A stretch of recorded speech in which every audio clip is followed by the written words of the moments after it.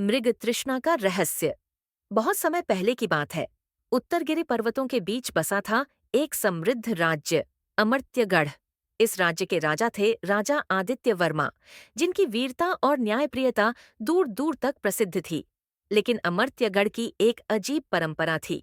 हर तीसरे पूर्णिमा पर महल के एक रहस्यमय कक्ष से सुनहरी घंटियों की आवाज आती थी, और अगले ही दिन राज्य के खजाने से एक अमूल्य रत्न गायब हो जाता था।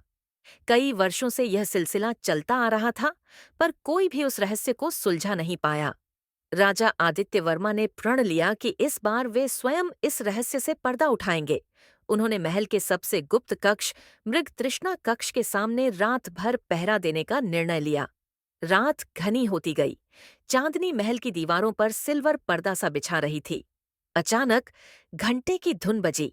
राजा ने तलवार संभाली और चुपचाप आगे बढ़े। लेकिन जब वे कक्ष के भीतर पहुंचे तो देखा एक अद्भुत दृश्य। कमरे के बीचों बीच एक सुनहरी मृग, हिरण खड़ा था। उसकी आंखें नीलम जैसी चमकती थीं और उसकी चाल मंत्रमुग्ध करने वाली थी। जैसे ही राजा ने उसे पकड़ने की कोशिश की, मृग दीवार के अंदर एक अदृश्य दरवाजे से गायब हो गया। राजा ने दीवार को ध्यान से देखा। वहां एक बेहद महीन नक्काशी थी, जिसमें लिखा था, जिसे मृग तृष्णा दिखे वही सत्य का द्वार खुलेगा। राजा समझ गए कि यह साधारण घटना नहीं थी।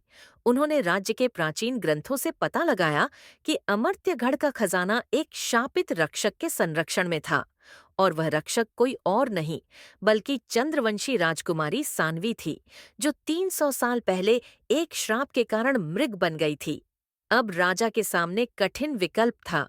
क्या वह खजाने को वापस पाने के लिए उस आत्मा को मुक्त करे, या शाप को तोड़ने के प्रयास में खुद को खतरे में डालें?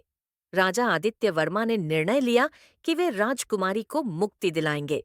उन्होंने 7 रातों तक महल के 7 रहस्यमयी द्वारों को पार किया, जहां हर द्वार पर एक नई परीक्षा थी, छल, भय, मोह और त्याग की।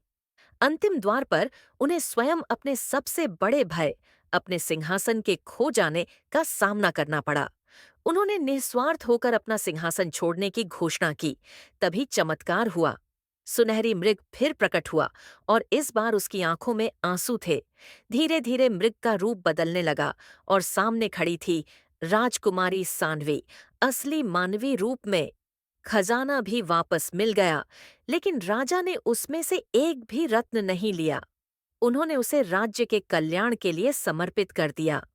राजकुमारी सान्वी और राजा आदित्य वर्मा का विवाह हुआ, और अमर्त्यगढ़ फिर से समृद्धि का स्वर्ण युग देखने लगा।